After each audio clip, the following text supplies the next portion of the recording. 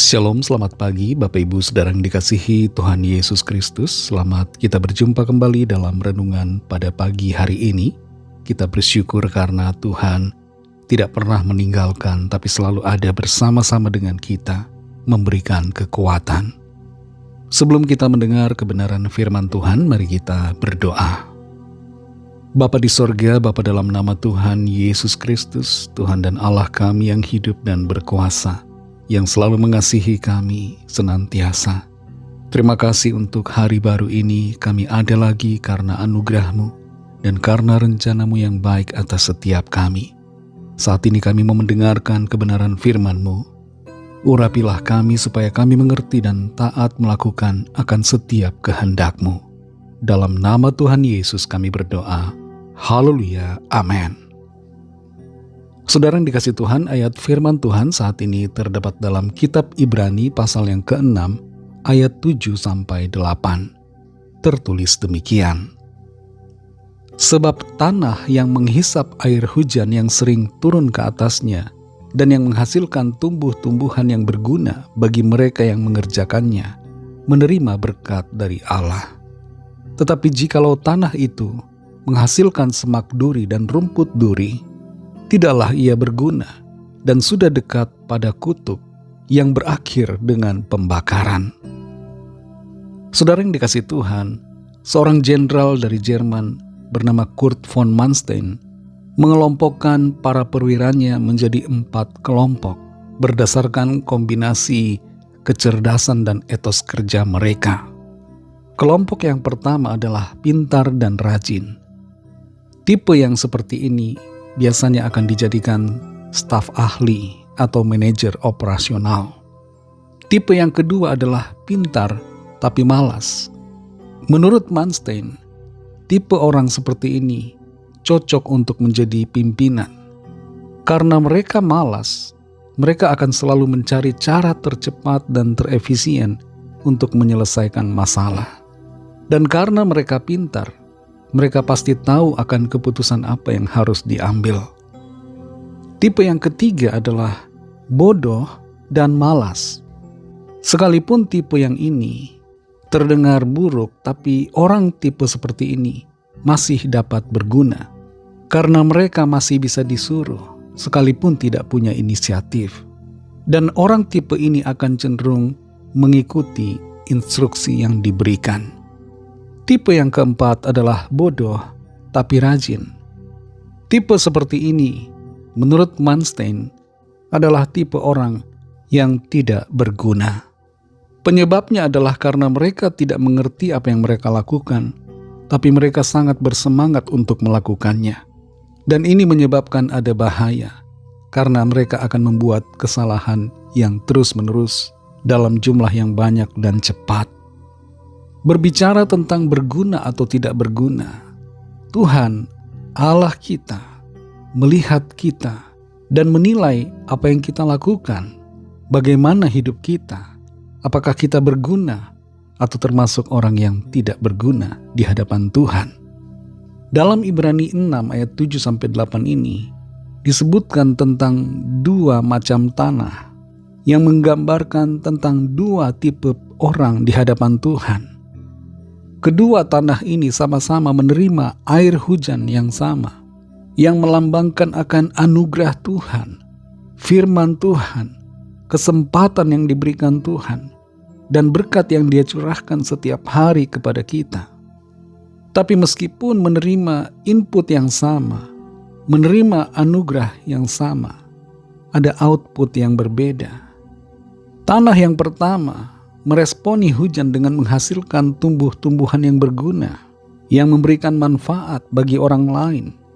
Sedangkan tanah yang kedua meresponi hujan dengan menghasilkan semak duri dan rumput duri yang tidak berguna. Setiap kita menerima kesempatan, anugerah yang sama setiap hari dari Tuhan. Tapi bagaimana dengan respon kita? Apakah kita seperti tanah yang memberikan hasil yang baik, atau tanah yang menghasilkan semak duri? Apakah hidup kita mempermuliakan nama Tuhan, ataukah kehadiran kita justru membuat orang-orang lain terluka dan kita mempermalukan nama Tuhan. Saudara yang dikasihi Tuhan, Tuhan mencari orang-orang yang berguna bagi kerajaan-Nya. Tuhan mau agar saudara dan saya terus bertumbuh di dalam kasih karunia-Nya, bertumbuh di dalam iman, dan berbuah-buah di dalam kehidupan kita seturut dengan kehendak Tuhan. Biarlah hidup kita tidak menghasilkan rumput duri dan semak duri, tapi menghasilkan buah-buah yang selaras dengan kehendak firman Tuhan yang dikerjakan oleh Roh Kudus dan firman-Nya di dalam kita. Mari kita berdoa. Terima kasih Tuhan Yesus, kami bersyukur untuk firman-Mu yang sudah kami dengar saat ini. Kami mengerti bahwa kerinduan-Mu Tuhan atas kami, supaya kami memberi buah, yaitu kehidupan yang semakin berkenan di hadapan Tuhan, mempermuliakan nama Tuhan, menjadi alat-Mu, terang-Mu di dunia ini, bagi orang-orang di sekitar kami, sehingga nama Tuhan dipermuliakan lewat hidup kami, dan orang-orang merasakan berkat Tuhan, kasih karunia-Mu, terang-Mu melalui kehidupan kami.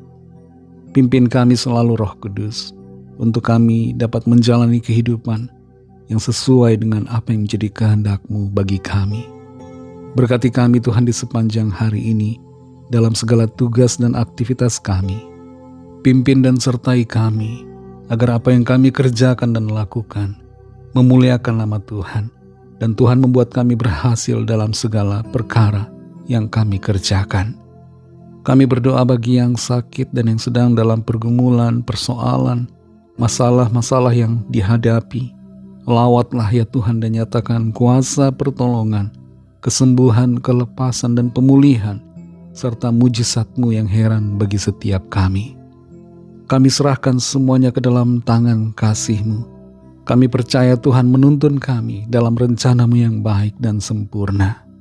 Dalam nama Tuhan Yesus Kristus, kami sudah berdoa dan mengucap syukur. Haleluya. Mari sama-sama kita berdoa, doa Bapa kami. Bapa kami yang di sorga, dikuduskanlah nama-Mu, datanglah kerajaan-Mu, jadilah kehendak-Mu di bumi seperti di sorga. Berikanlah kami pada hari ini makanan kami yang secukupnya, dan ampunilah kami akan kesalahan kami, seperti kami juga mengampuni orang yang bersalah kepada kami. Dan janganlah membawa kami ke dalam pencobaan, tetapi lepaskanlah kami daripada yang jahat, karena Engkaulah yang mempunyai kerajaan, dan kuasa dan kemuliaan, sampai selama-lamanya. Amin. Terimalah berkat Tuhan. Tuhan memberkati engkau dan melindungi engkau. Tuhan menyinari engkau dengan wajah-Nya dan memberikan kasih karunia. Tuhan menghadapkan wajah-Nya kepadamu dan memberikan damai sejahtera. Berkat dan anugerah Allah Bapa, kasih karunia dari Tuhan Yesus Kristus, dalam persekutuan dengan Roh Kudus, menyertai saudara semua, sekarang ini dan sampai Maranatha, Tuhan Yesus datang kembali, dan bahkan sampai selama-lamanya. Dalam berkat nama Tuhan Yesus Kristus, haleluya, amin.